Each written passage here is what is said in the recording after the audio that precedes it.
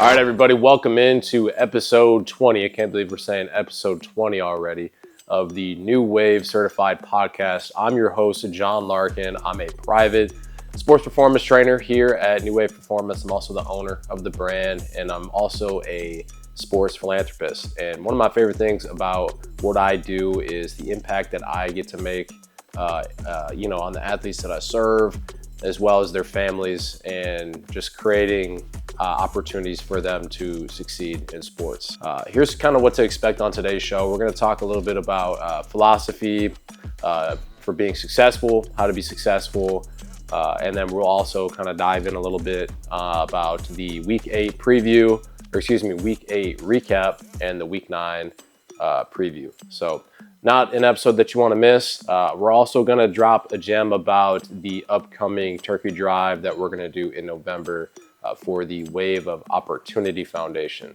So if you guys are interested in that, make sure you stick around for that section of the episode.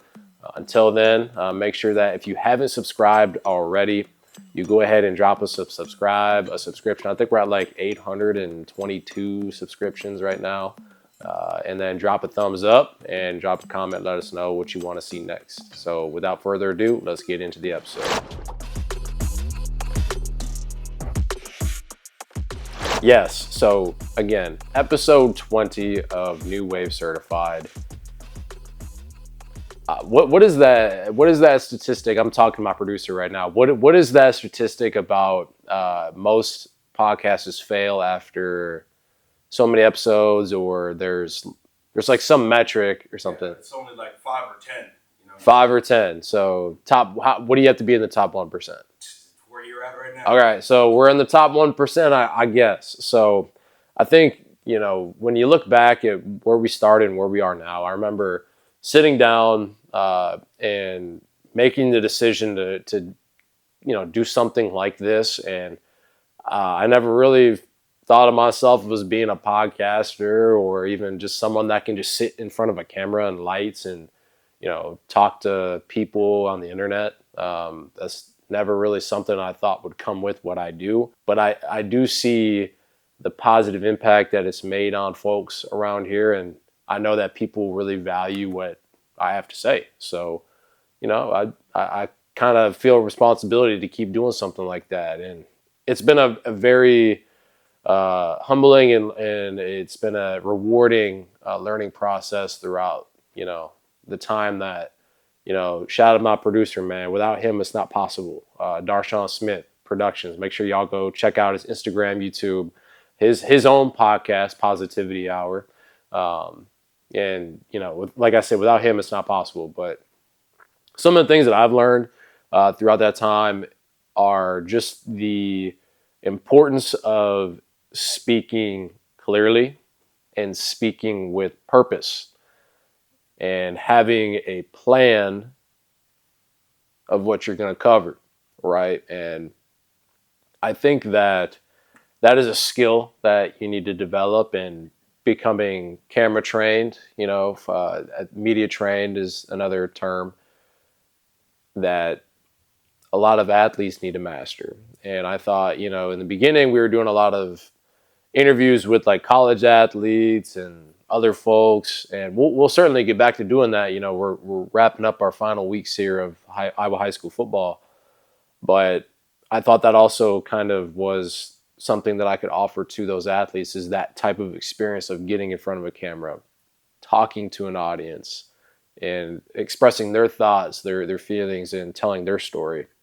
And so that's kind of where it all started. And now I'm telling more of a story on behalf of the athletes that I train, by doing these weekly previews, recaps, telling these stories, what happened, catching everybody up and keeping everybody in the loop of what's going on here, not only in this community, but also in the state of Iowa for football, as far as that goes. So yeah, episode 20 episodes. It's crazy to look back and just kind of do a little self-reflection in that sense. I can confirm 21 episodes is top 1%. 21 episodes of the top 1%. So we're not there yet, but we're not going to stop, man. We're not going to stop till we're in that top 1%. And so I think I kind of already mentioned the word, but process. So we just talked about an outcome becoming the top 1%, right? But I want to uncover a principle that if you want to be successful, you need to live by. And that is process over outcome. And what does that mean, really? Well, a lot of folks, a lot of people, and I can even be guilty of this sometimes because I am human, I'm not perfect. We oftentimes want something right now, or we have this painted picture in our mind of, oh yeah, like this is the outcome, this is the desired outcome that I want, right? And that I want to quote unquote work for. But rarely do we often fall in love with what it takes to get that outcome. And I think that if you don't have that love of the process and you don't have that appreciation, rather, of what it takes to get to where you're trying to go, you can get lost on the journey during your journey. And I think that's the easiest way to sidetrack your way, on the way to success. So long story short, if you want to be successful, you need to focus on, the process, the steps required to get you to said outcome. And I think about even like my own career, there's so many times where, like I was just telling a parent yesterday, right, that one of the first times that they visited with me, I was telling them about my background, where I'm from, and everything I've gone through to get to this point, and being able to sit there and say like that I started from the bottom and I had to eat a lot of crap, you know what I mean, and go through those rough patches and that adversity. But I remember what that feeling felt like, and it's something I'll always carry with me, is those experiences. And I've somehow found joy in the struggle, and I liked the struggle, but that was because I knew what it was leading to. I don't like the struggle now, because you want to be successful after so many years, but I always knew that it was just going to be part of it. I always knew that when I started it, hey, this might take 8 years. This might take 8 years to really like get to where I want to be, and I think about my mentor and, from Chicago, and just kind of seeing where he started and where he is now and how long it took. And I knew that what I was signing up for wasn't going to be easy, but I do think that falling in love with that journey and not giving up and all those things is really what fueled me to the success that I am experiencing today. And so, again, process over outcome. And I saw, one of my favorite artists, one of my favorite rappers or whatever, he's talking about how the come up is better than when you make it. And I always remember thinking about that. I'm like, man, like, what does that mean? And I'm like, it's kind of true, because a lot of people, they work, and then just as soon as they get what they wanted, they just kind of get content, and then they no longer grow. So that's always been something that stuck with me, that quote, you know what I mean? But speaking of which, and the idea of contentment, right? Being content just means like you're okay with staying one level, you're okay with whatever's going on, right? I want to talk briefly about the 24-hour rule. And I got this from Coach Nick Saban. And actually, the process over outcome actually came from him as well. The 24-hour rule, and he had this rule where after every big win or after every backbreaking loss, the team only had 24 hours. And during that 24 hours, you could either celebrate or you could, sulk and mourn over the loss, right? And the whole point of that is that they didn't want to have a hangover, right? So I remember he was telling a story about when he was coaching at LSU, they had this, I think they call it the Bluegrass Hail Mary or something like that. It's where they were playing against Kentucky, This is way back in the day, but they were playing against ranked opponent Kentucky, and they caught like this big Hail Mary to win the game. And all the players were, obviously excited and celebrating and all that. And then the very next week, they played probably the worst game of the season, one of the worst games he's ever had at LSU, and got blown out 31-0, 31-0. And the lesson that he learned from that was you only get 24 hours, and then you got to move on. You got to recalibrate your focus. Otherwise, you're going to get lost in the sauce, right? And I think that is so hard for people to wrap their head around, and it's just a philosophy that some of the most successful live by, is just taking, like, yeah, celebrate your wins, and if you lose, like, obviously, acknowledge that you lost, but you gotta take time to do that, but just don't take too long, right? Don't take too long, and don't let it affect, the ensuing days, weeks, competition, interview, job application, whatever it is, right? Don't let it impact you in that way.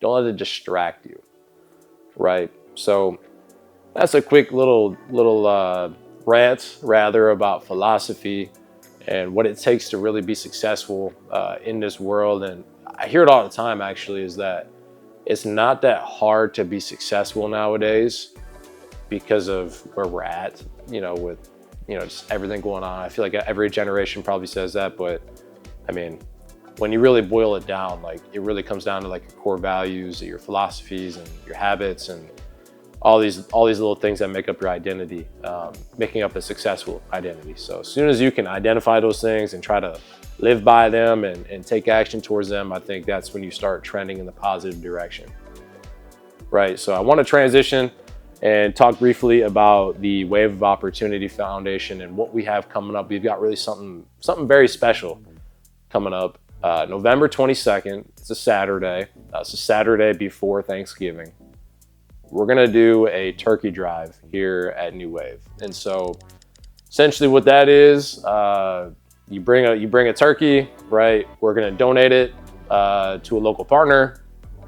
We'll be playing some games. We'll probably do like maybe some, if you guys call it beanbag, right? Or you call it cornhole, whatever you do, right? We'll have some of that going on.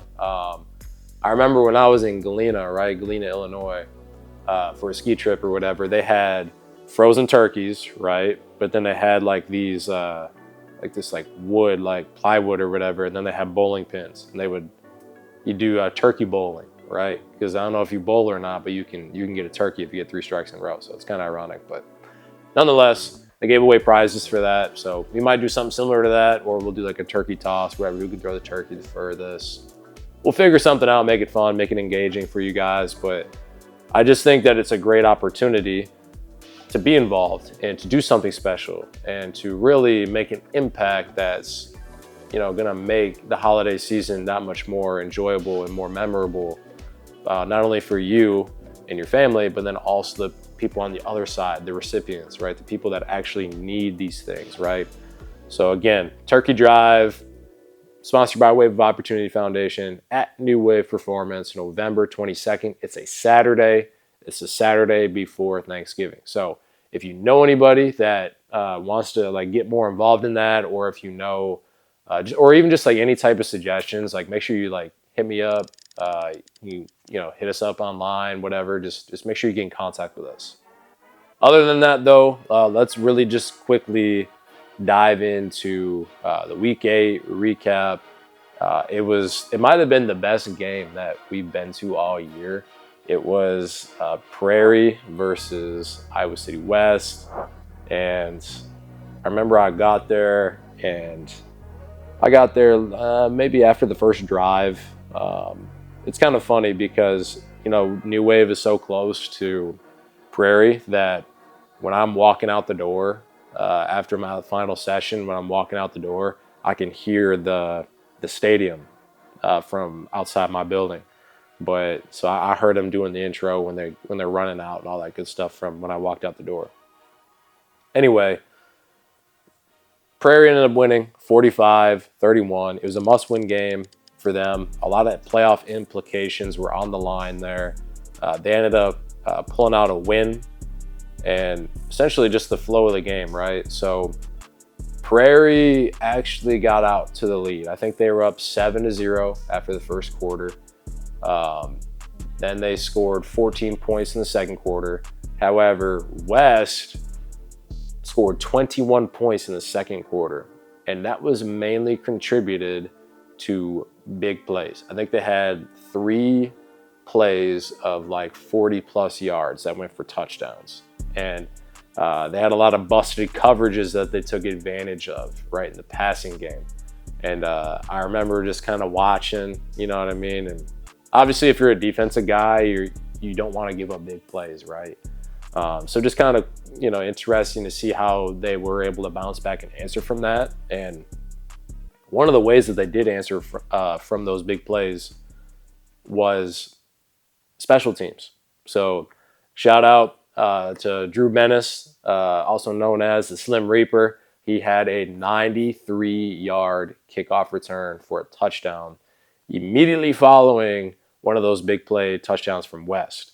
And so it allowed the momentum to balance and not swing too far to the West side, right? So again, when you have those impact players that are able to do that for your team, it makes a huge difference. And that's why big time players make big time plays, right? So again, I think it was tied at halftime, or Prairie was up. I think Prairie might have been up like maybe a point or something like that. It was a close game at half. And it really did seem it to be a close game the entire game. In the second half, there were one or two critical turnovers by West in their own territory that set up some scoring drives by Prairie. They had another passing touchdown to Slim Reaper, right? He caught a touchdown, I think, of like 25 to 30 yards on a fade. Caught that, scored a touchdown that way. And then it started raining in the fourth quarter. And it was kind of on and off the whole game, but it wasn't anything crazy to like make an impact on the style of play. But at the end, it really started like pouring rain, and everybody's soaked, and everybody's still in the game, right? But like I talked about last week in the preview, I felt that Prairie had an edge in the rushing game because of their running back by committee approach and guys that can make plays within that committee. That ended up being the truth, because the 2 most important touchdowns of the game came at the end by 2 different running backs on Prairie in this downpouring rain when you couldn't throw the ball, right? You needed to rely on your rushing attack. And I always find it interesting. Everybody always says the teams that can run the ball in November, right, even though it's not November, often ended up playing the best. Well, there's a reason for that. We play in the Midwest, right? We're in Iowa. We're not down south where, it's 75 degrees or clear skies all the time, right?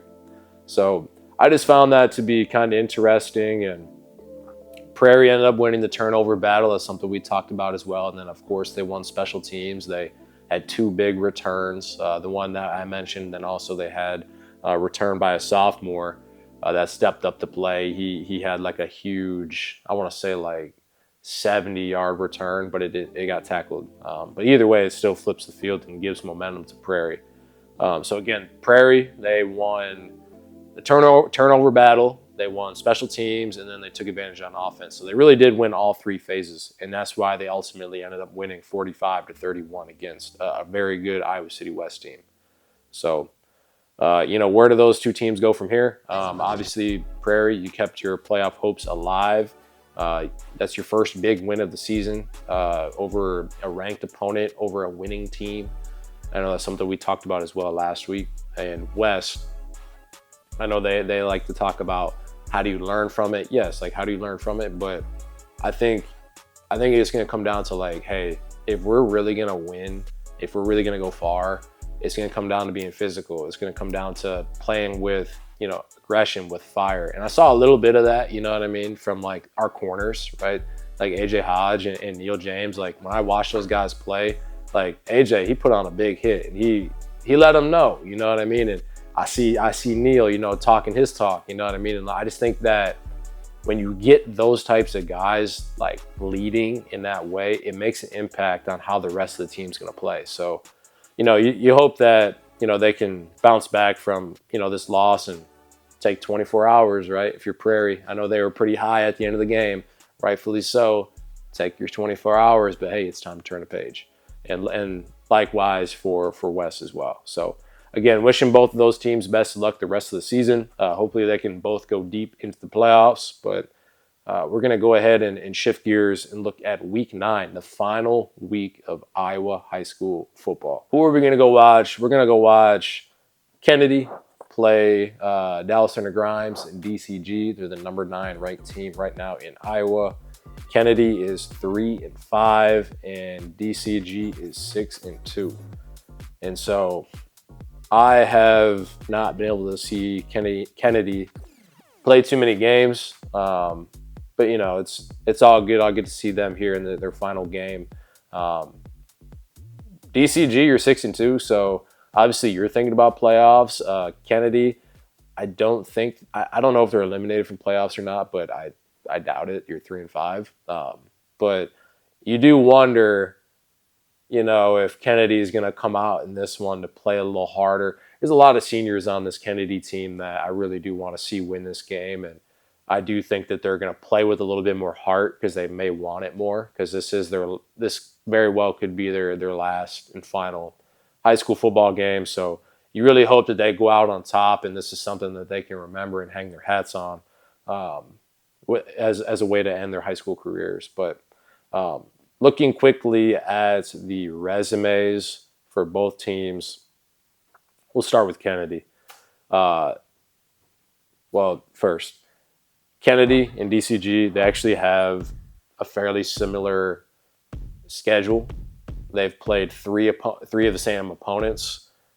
Kennedy was 1-2 against those opponents, and DCG was 2-1. So again, Waterloo West for Kennedy, they lost 28-21. DCG also lost to Waterloo West 20-14, right? So they both put up about the same amount of points on Waterloo West. They just couldn't get it done in a one-possession game against that team. Looking at Marshalltown, Kennedy, 49-0. So they blew them out, and that was on the road. DCG plays Marshalltown. They won 31-10. So Kennedy was able to put up more points and play better defense in that one. However, we look at Waukee. Kennedy lost that game 23-15, and that was at home. Waukee lost to DCG 29-28, 1-point game. So I don't know. Say what you will about that resume. Obviously, the advantage goes to DCG, but let's take a look at the play style of both teams and what you can kind of expect from each. I think looking at the preview, Kennedy is a lot more balanced team. They mix the run and the pass a little bit more conventionally than what DCG does. In Dallas Center Grimes, they like to throw the ball a lot more. I think they have over 220 passing attempts versus Kennedy only has, I think, like 150, somewhere in that range. The one thing I did notice, though, is that the completions, right, for Kennedy were not too far off where DCG is. So I do think that if DCG is not going to run the ball a lot, they're going to rely on their passing game. Kennedy absolutely needs to get them behind the sticks. They need to get them in 3rd and long, 3rd and 7+, and rely on their defense to come up with a few stops that way, especially when you play against a quarterback that doesn't have the greatest completion percentage. You want to get them in those 3rd and longs and make them have to earn that first down, right? So again, Kennedy, they're a little bit more balanced. You look for them to try to have some success running the football, maybe utilizing some play action pass off of that. I don't know a ton about their offense, but I do know that they like to run the ball. They've got a really good running back in Mari Orr. He I think he's got over 500 yards rushing this season. He missed the first 2 games, so I think if he plays the first 2 games, he's obviously got a lot more than that. He might be having 700 yards, maybe more than that. It's hard to say, but taking a look at the special teams, I think that when you look at like punting and field goal kicking and all that good stuff, DCG has an edge in that department. However, they've attempted a lot more field goals than they've actually made a lot more field goals, and they have a lot more touchbacks when they kick. So you wonder how much the field position game is going to matter when it comes to scoring points and moving the team into a scoring position, right?